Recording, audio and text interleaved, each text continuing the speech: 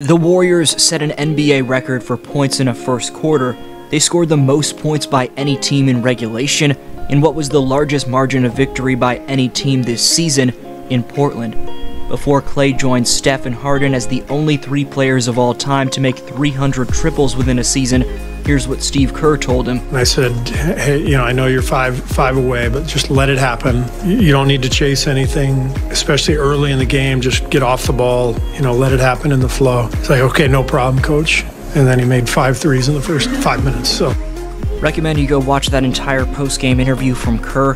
But moving on, and Jordan Poole and Kevon Looney became the first pair of Warrior teammates since 2003 to play in all 82 games. In the Portland outing, given how big of a blowout it was garbage time the entire fourth quarter, and it was nice to see the third unit of Lester Quinones, Patrick Baldwin Jr., and Anthony Lamb get some run. On the topic of getting some run, despite a failed attempt at lifting Jordan Poole off the court, Moses Moody had a season-high 25 while being a plus 39 in Portland. The vibes on Warriors ground, not just amidst the players but amidst the coaching staff, are evidently on point. With the Dubs off until Saturday, Draymond said post-game that it'll be good for the Warriors to practice to avoid slippage. Draymond also spoke on how the Kings play with a lot of force going downhill. On that note, it'll be a first-round battle of the Warriors' offensive flow going up against the Kings' offensive force. It'll obviously be a battle between Steve Kerr and his former crucially valuable assistant, Coach Mike Brown. Before getting to more Golden State news and Sacramento's bread and butter in the film room, let's quickly touch on the happenings around the association and relate it back to the Dubs. Whether it was 42-year-old Udonis Haslem shockingly dropping 24 points in his final game, Mac McClung nearly racking up a triple-double in an outstanding game for the 76ers in some well-deserved run, Thanasis Adetokounmpo throwing down a poster against my Raptors, no drama topped what happened with Minnesota. Rudy Gobert aggressively shoved Kyle Anderson after a nasty altercation. Gobert ended up getting suspended by the team for their play-in game against the Lakers.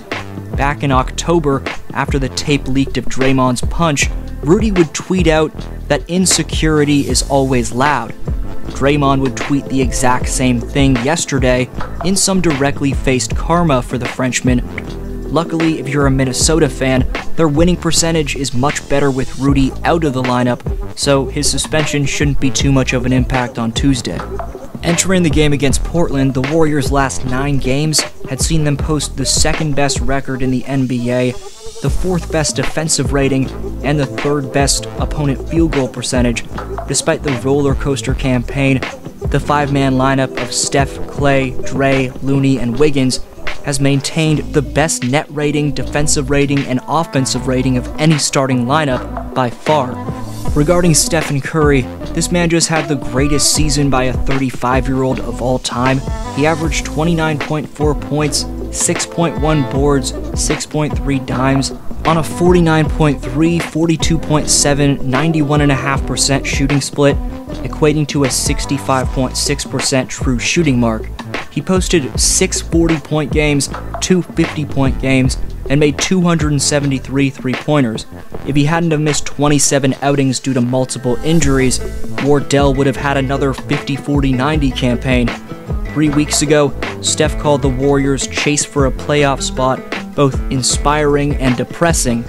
A man who's helped that tumultuous push for one of the 8 spots in the Wild Wild West has been Gary Payton II.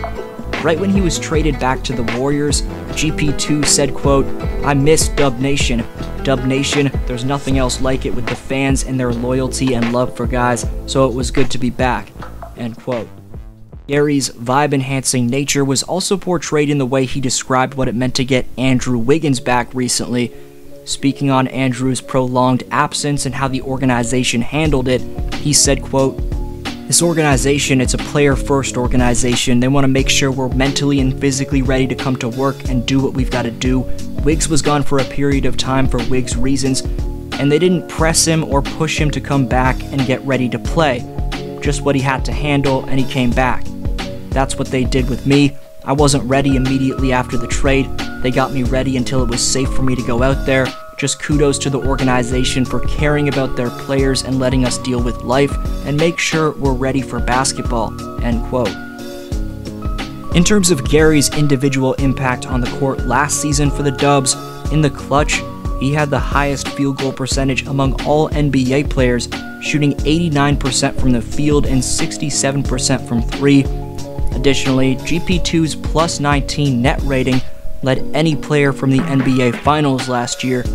It's pretty insane that he received boos from the Blazers, despite the fact that their team sketchily played him through an injury. In terms of Jonathan Kuminga, he's now the youngest player in NBA history to post 600 plus points, 200 plus boards, and 100 plus dimes on 50% shooting from the field and 35+% shooting from deep range in a season. Since 2000, the only 7th overall picks to record a season shooting 50% overall and 37% from deep are Stephen Curry in his MVP 2015-16 season and now Jonathan Kuminga in 2022-23. Kuminga had a Dunk of the Year contender in Rip City, which drew the ultimate bench reaction. What'll go overlooked is this back cut he made out of a stagger action where the Blazers defense just falls asleep and Steph spots him for the lob. Speaking of playsets, it's time for a scouting report of what the Warriors' first-round opponent in the Sacramento Kings likes to run the most.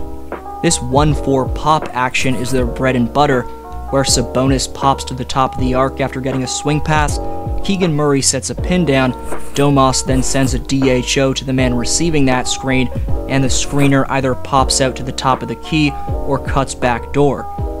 This is an example of the action with Richaun Holmes as the 4, and Huerter, instead of popping, cutting back door. They'll mix that up with the 4-man attacking head-on instead of initiating the DHO. All around, they're just able to get swift ball movement out of that set. They also mix up that set elusively by attacking the weak point of the defense with 1-4 switch actions around the nail.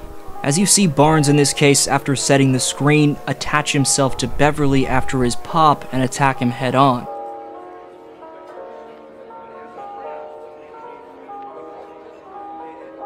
They like to run this 4-out slot-to-slot ghost action between Fox and Huerter, which allows for De'Aaron and Kevin's speed advantage to expose slower matchups going downhill.